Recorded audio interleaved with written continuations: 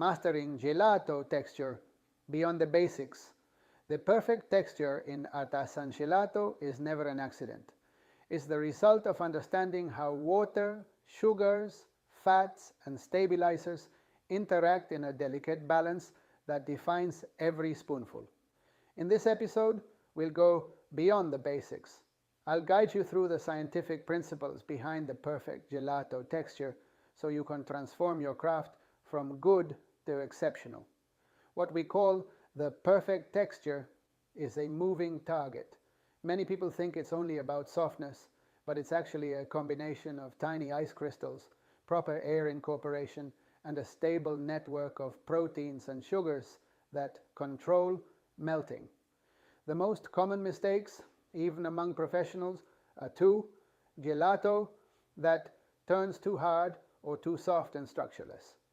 That usually comes from an imbalance in total solids or poor temperature control during churning and storage. Even a 2% variation in sugar content or maturation time can drastically change the final result. Stabilizers, both natural and synthetic, are the invisible guardians of texture. Their main purpose is not to thicken the mix, but to control ice crystal formation and maintain structure during storage. Milk and its proteins also play a key role.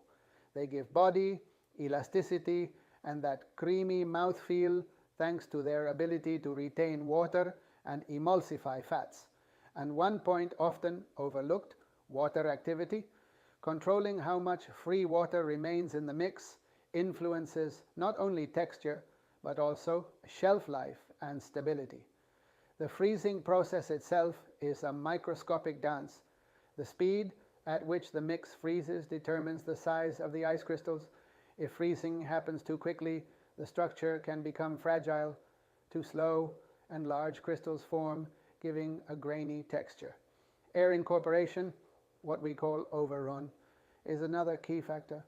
Too much air makes the product light and weak. Too little makes it heavy and less enjoyable on the palate. Finally, there's the aging of the base.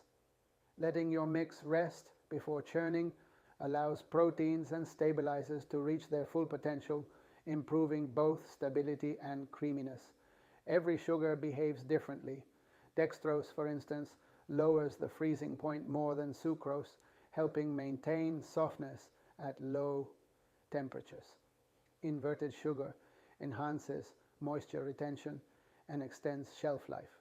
You can also play with alternative fats, refined vegetable oils, or lighter dairy fats to adjust mouthfeel without disrupting the thermal balance. Even minor additions like soluble fibers or natural polysaccharides can revolutionize gelato structure, adding elasticity and melt resistance. Texture defects are always opportunities to learn. A gelato that's too icy can be fixed by adjusting sugar balance or reviewing the freezing curve. A gummy or heavy one may need better air distribution or fat reformulation. This is where the art of flavor balance comes in. Each type of ingredient, acidic, fruity, fatty, or cocoa-based, demands its own strategy to maintain texture, body, and freshness.